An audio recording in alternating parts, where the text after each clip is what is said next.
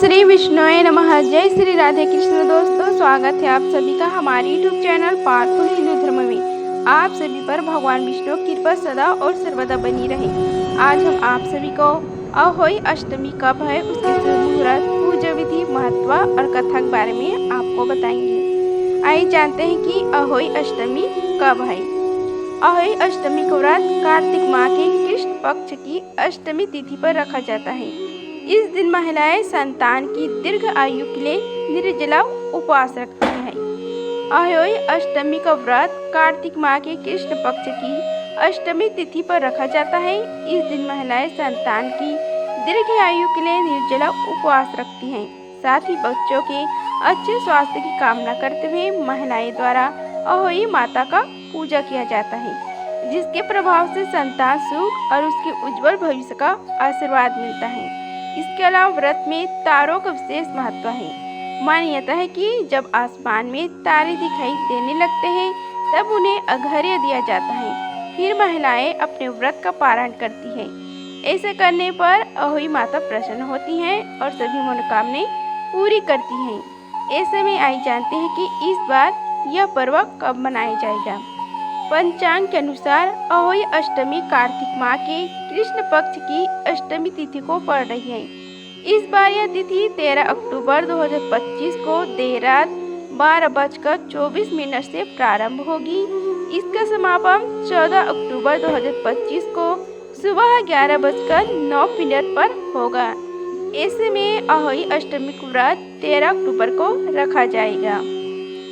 अब जानते हैं इसके पूजा की शुभ मुहूर्त के बारे में। अहोई अष्टमी के दिन पूजा का शुभ समय शाम 5:53 से प्रारंभ होगा और शाम 7:08 तक बनेगा। अहोई अष्टमी पर तारों को अर्घ्य देने का समय शाम 6:17 तक है। अब आइए जानते हैं इसके पूजा विधि के बारे में। अहोई दिन सुबह स्नान कर लें और माताएं कोरे वस्त्रों को धारण करें।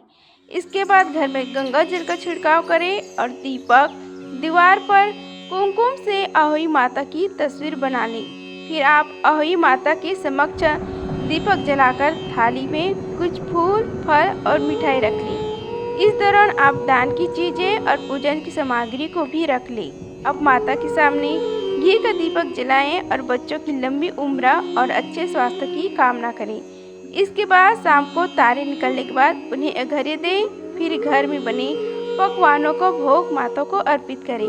अंत में बड़ों को आशीर्वाद लेकर व्रत का पारण करें। अब आइए जानते हैं अहोई अष्टमी की कथा के बारे में।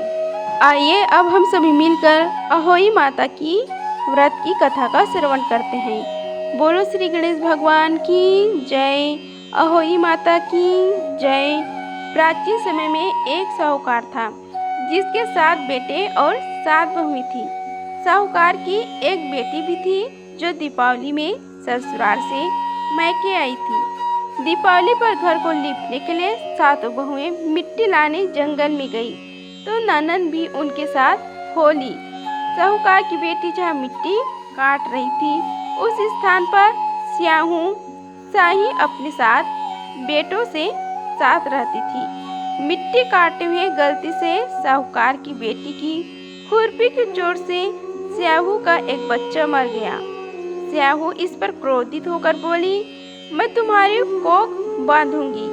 स्याहू के वचन सुनकर साहूकार की बेटी अपनी 7 भाभियों से एक एक कर विनती करती रही थी कि वह उसके बदले अपनी कोख बंधवा ले। सबसे छोटी भाभी ननद के बदले अपनी कोख बंधवाने के लिए तैयार हो जाती। इसके बाद छोटी भाभी के जो बच्चे होते वे 7 दिन बाद मर जाते।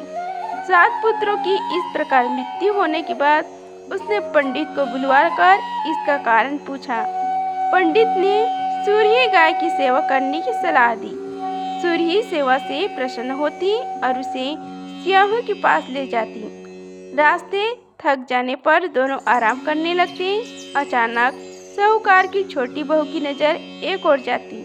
वह देखती है कि एक सांप गरुड़ पंखी के बच्चे को डसे जा रहा है और वह सांप को मार देती है।